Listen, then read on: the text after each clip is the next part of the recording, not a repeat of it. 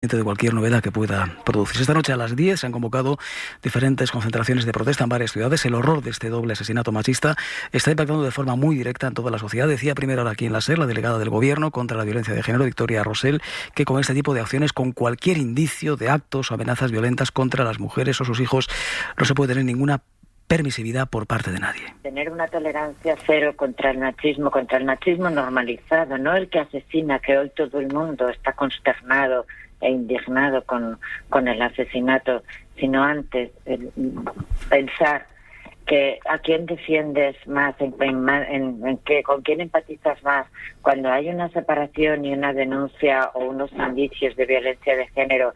Si pensamos más en la presunción de inocencia de ese padre, que por supuesto ha de ser compatible en el Estado democrático, o el riesgo de unos niños y niñas menores que son muchísimo más vulnerables y que confían en su padre.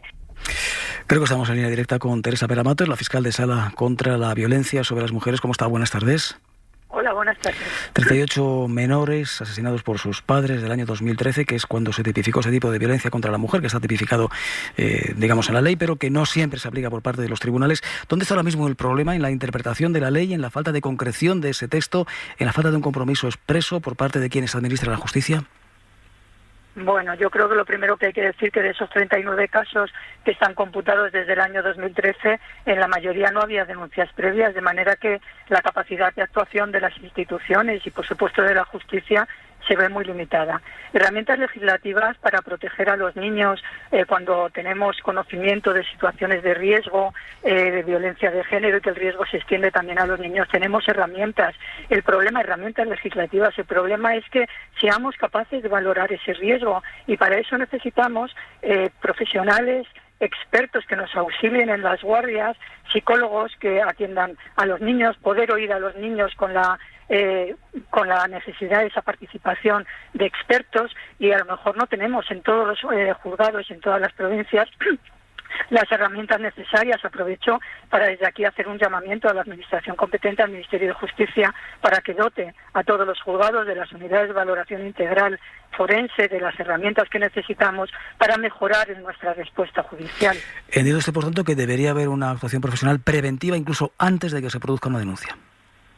Sin ninguna duda, las mujeres que padecen este tipo de violencia, la violencia de género, requieren de un apoyo, de una información, de un asesoramiento, de unos recursos para poder salir del ámbito de la violencia. Pero además, toda la ciudadanía tenemos que ser conscientes de lo que está pasando, y estas noticias tan horribles a las que estamos asistiendo en los últimos días nos tienen que quitar la venda de los ojos. Cada vez que cualquier ciudadano o ciudadana conozca de una situación de violencia de las personas de nuestro entorno, de las mujeres que son de nuestro entorno, familiares, amigas, hijas, nietas, vecinas, tenemos que estar ojo a visor, tenemos que ponernos de su lado, tenemos que acompañarlas, apoyarlas y, desde luego, en su caso, denunciar. ¿Existe ya una actuación de esas características en los colegios para, digamos, determinar con tiempo suficiente si un niño puede estar en riesgo? ¿Que si existen los colegios? Sí, si existe en los colegios algún tipo de actuación preventiva de las características de las que usted me está hablando. Deberían existir protocolos para la detección en el ámbito escolar de las situaciones de violencia o de las situaciones de riesgo en que existan, que se puedan apreciar en ese contexto educativo. En este momento, permítame que no le diga si existe en algún sitio o no. De forma general, yo creo que no existen.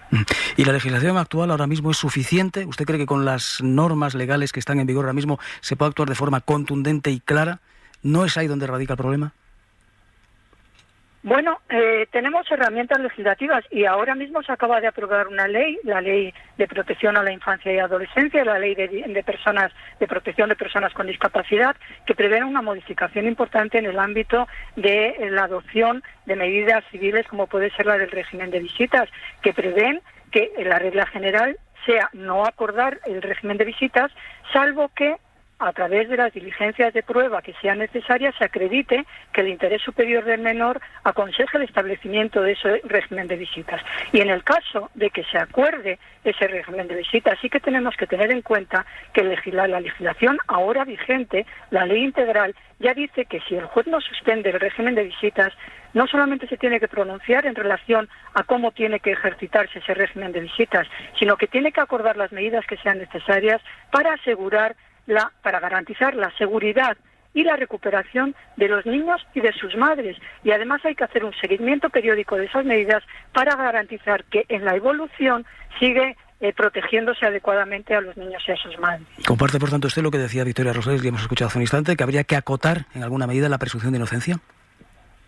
La presunción de inocencia siempre es un principio básico en todos los procedimientos penales, pero lo uno no quita para lo otro. Detectado una situación de riesgo, ya sea para la madre, ya sea para los niños, y teniendo en cuenta, y yo siempre lo digo esto, que si no protegemos a las madres, no protegemos a los niños, y si no protegemos a los hijos e hijas, no protegemos a las madres, detectada una situación de riesgo, tenemos las herramientas y los principios que en las que se fundamentan las medidas cautelares, para adoptar cualquier medida restrictiva de la libertad de ese investigado para garantizar la seguridad de los niños y niñas. No tiene que ver nada la presunción de inocencia, que es un principio básico, insisto, que informa el procedimiento penal con la posibilidad de adoptar medidas cautelares. Pues le agradezco muchísimo su compañía aquí en directo. Hora 14, Teresa Peramat. Un saludo y buenas tardes. Muchísimas gracias a usted.